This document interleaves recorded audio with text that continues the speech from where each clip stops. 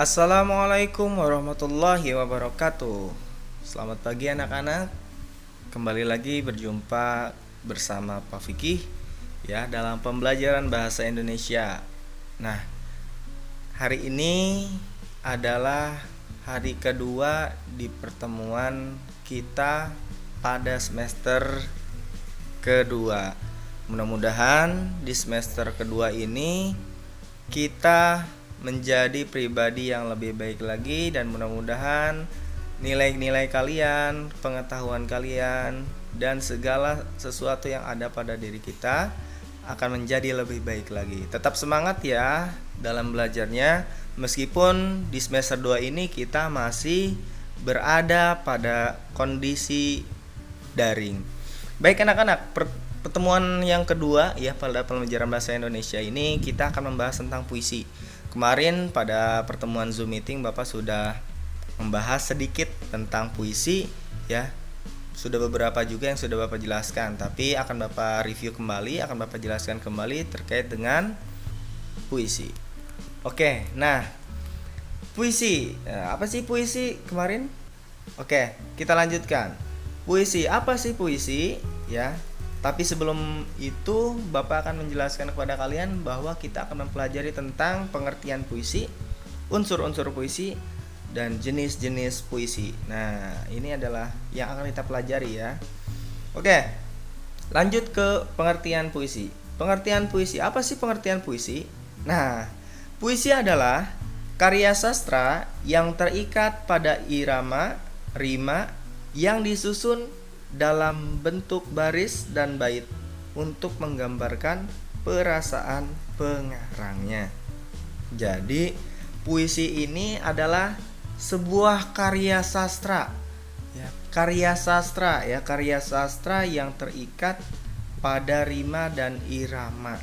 Nah, jadi puisi adalah salah satu karya ya.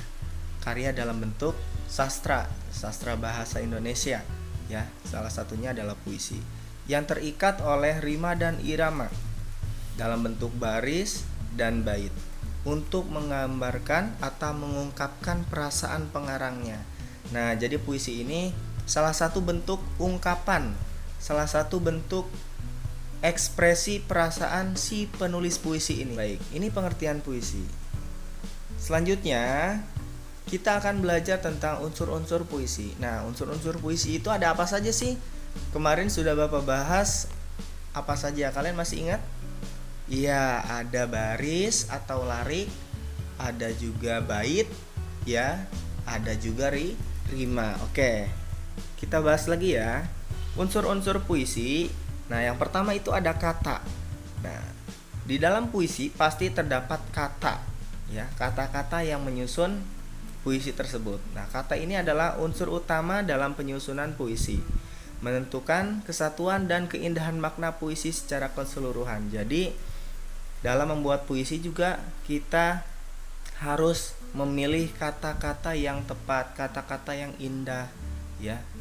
Biasanya menggunakan kata-kata yang baku, ya. Kata-kata baku itu kata-kata yang sesuai dengan kamus bahasa Indonesia. Misalnya contohnya jika, kalau tidak bakunya kalau.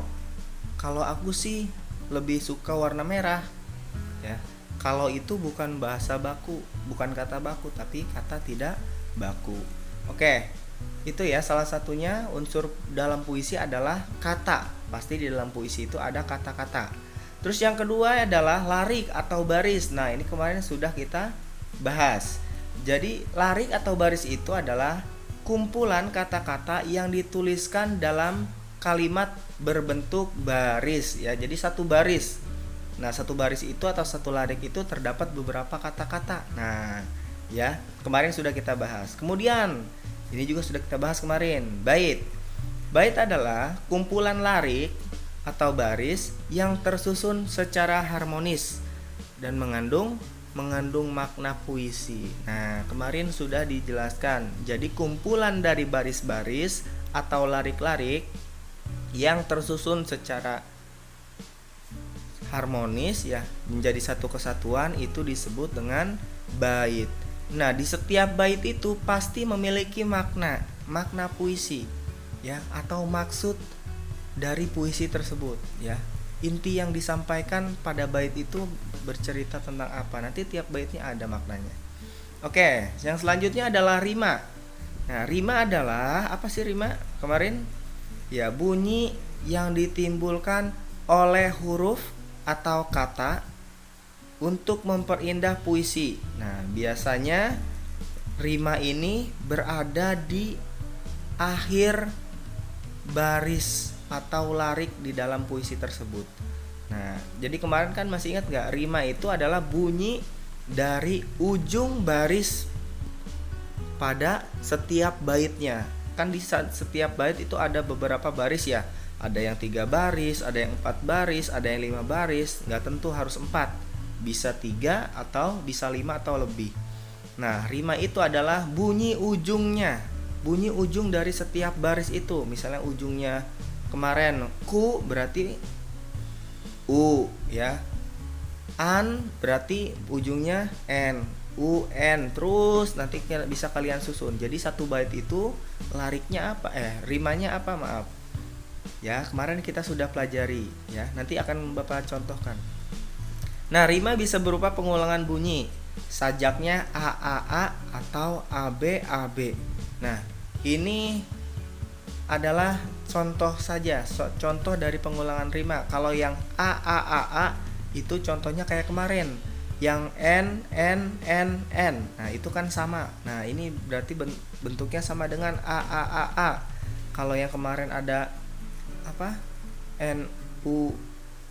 UN ya kalau nggak salah ya, atau apa kemarin tuh. Nah, itu berarti sama dengan AB. Pak, kalau beda-beda gimana Pak rimanya? Ada yang U, ada yang N, ada yang I, ada yang N lagi, ada yang O, itu gimana? Nggak apa-apa. Kalau puisi itu tidak terikat oleh aturan, ya. Nah, itu yang disebut dengan rima. Oke, kita lanjutkan. Ada apa saja sih unsur selanjutnya? Nah, ada irama. Nah, irama ini tidak terdapat di dalam tulisan puisinya. Irama itu, unsur irama ini terdapat pada pembacaan puisi. Berkaitan dengan apa sih rima itu? Pergantian tinggi rendah, panjang pendek, dan keras serta lembut bunyi bacaan puisi. Ada yang baca puisi, aku adalah dia. Nah, ada juga, aku adalah dia. Nah, itu adalah salah satu bentuk dari irama. Contohnya irama seperti itu ya. Jadi irama itu terdapat pada pembacaan puisi, bukan pada tulisan puisinya ya. Nah, biasanya irama ini berkaitan dengan perasaan yang akan disampaikan oleh si pembaca puisi. Ya. Cara membaca puisi nih harus ada iramanya. Apakah puisi itu tentang kesedihan, berarti nanti iramanya harus menyesuaikan. Kalau misalkan tentang semangat, berarti harus disesuaikan juga gitu dengan irama semangatnya. Ya, oke. Oke, yang selanjutnya yaitu makna atau isi. Nah, makna atau isi ini adalah informasi yang disampaikan pada puisi tersebut. Jadi, isinya tentang apa sih gitu? Maknanya ya, maknanya tentang apa? Biasanya makna itu atau isi ini biasanya terdapat bisa di setiap bait ya, itu akan ada maknanya ya, makna dari pesan yang ingin disampaikannya. Nah, ada juga amanat. Amanat ini adalah pesan yang disampaikan oleh penulis puisi kepada pembaca, baik yang tertulis atau tersirat di dalam tulisan puisinya atau yang ada di balik tema yang diungkapkan atau yang berkaitan dengan maknanya. Nah, itu adalah amanat. Jadi pesan yang ingin disampaikan oleh si penulis puisi kepada pembacanya itu disebut amanat ya. Oke anak-anak, itu adalah unsur-unsur puisi. Nah, kita beralih ke jenis-jenis puisi. Nah, jenis puisi ada apa saja sih? Jenis puisi itu ada 2. Yang pertama ada puisi lama. Nah, yang kedua ada puisi baru. Nah, kita bahas satu-satu ya. Puisi lama itu adalah puisi yang terikat oleh aturan atau rima. Nah, jadi tadi polanya harus ABAB atau AAAA.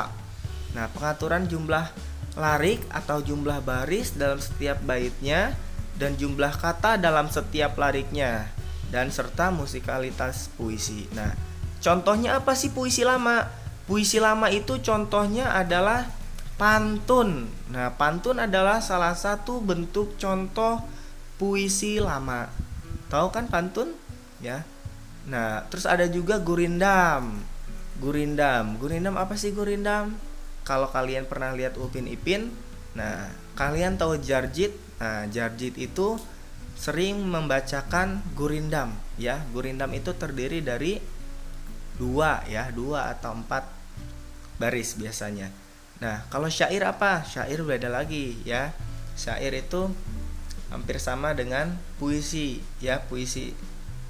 Oke, yang selanjutnya adalah syair. Yang keempat, ya, yang selanjutnya adalah seloka. Nah, ini adalah contoh-contoh dari puisi lama.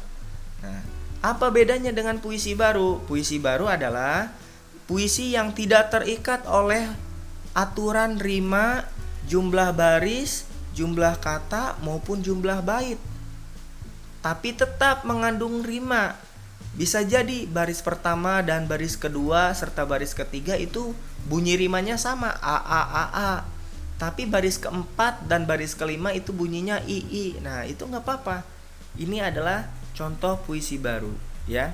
Jadi dia tidak terikat oleh rima. Jadi kalau kalian bikin puisi nggak harus belakangnya sama, harus a semua, harus a i a i a i, nggak harus begitu, ya. Itu berarti kamu sedang membuat puisi baru. Kecuali pantun. Kalau pantun memang harus sama, ya, bunyi rimanya. Nanti akan dibahas lah itu kalau pantun, ya. Kita sekarang bahas puisi dulu. Baik, ini adalah contoh, ya, contoh dari puisi. Nah, kira-kira ini puisi lama atau puisi baru ya menurut kalian?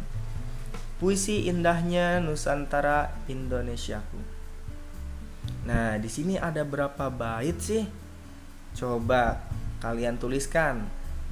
Ini ada berapa bait? Oke, sudah dituliskan? Nah, kalau ini sudah kamu tuliskan ada berapa bait?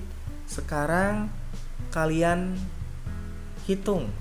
Ada berapa bariskah puisi ini? Coba dihitung ada berapa baris ya. Oke, kalau sudah kalian tuliskan bait pertama bunyi rimanya apa sih?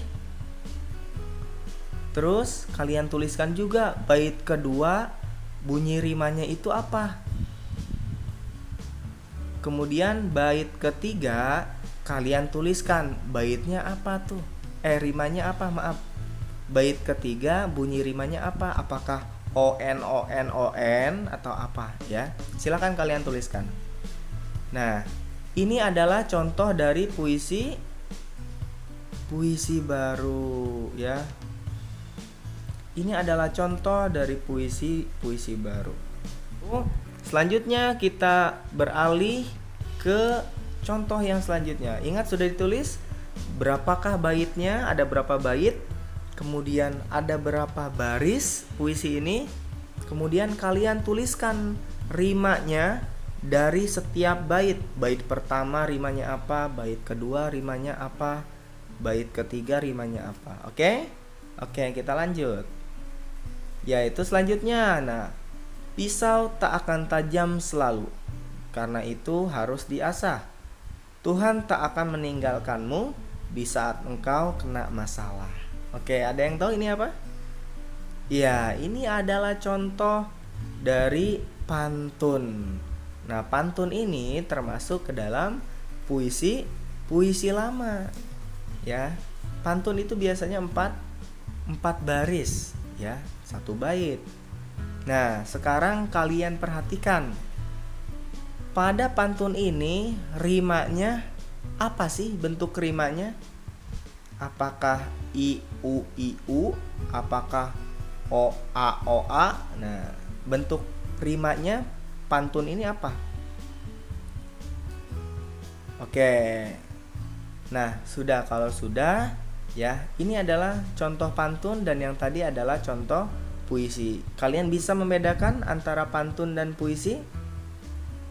Oke. Kalau puisi itu semuanya berisi makna, berisi arti semua, tidak ada kiasan. Tapi kalau pantun yang ini ada yang sampiran, ada yang isi, ya.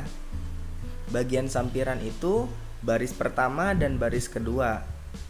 Kemudian bagian isi itu terdapat pada bagian ketiga dan bagian keempat, baris ketiga dan baris keempat. Isi itu adalah artinya atau makna atau pesan yang ingin disampaikan dari pantun. Apa pesannya? Tuhan tidak akan meninggalkanmu di saat engkau kena masalah. Artinya jangan pernah putus asa, jangan pernah menyerah. Kalau kita sedang kena masalah, tetap mendekat kepada Allah, karena Allah akan selalu membantu kita. Ya, asalkan kitanya tetap berdoa, tetap berusaha, insya Allah akan membantu kita. Baik anak-anak, mungkin itu saja ya pertemuan kita pada hari ini. Jadi itu tadi pembahasan kita tentang puisi, ya. Pesan Bapak tetap semangat ya belajarnya. Nah, di sini bersambung artinya apa? Berarti nanti akan ada lanjutan pembahasan tentang puisi. Oke, baik anak-anak ya. Titip salam untuk orang tua kalian. Jangan lupa tetap semangat belajarnya, jaga kesehatan dan tanggung jawab terhadap tugasnya ya. Tolong kerjakan tugasnya dan kirimkan sesuai dengan jadwal yang telah ditentukan. Kalaupun memang tidak bisa, silahkan menghubungi guru mata pelajarannya. Oke, jangan sampai udah gak ngirimin tapi gak ngasih kabar juga. Jangan kayak gitu ya. Belajar untuk berkomunikasi dengan guru. Gak apa-apa, silakan kalian bertanya jika ada hal yang ingin ditanyakan. Baik, cukup sekian pertemuan kita. Terima kasih. Salam untuk kedua orang tua kalian. Akhirul kalam, mari kita tutup dengan membaca hamdalah. Alhamdulillahirrabbilalamin. Ya, akhir kata, assalamualaikum warahmatullahi wabarakatuh. Sampai jumpa anak-anak di pertemuan yang selanjutnya.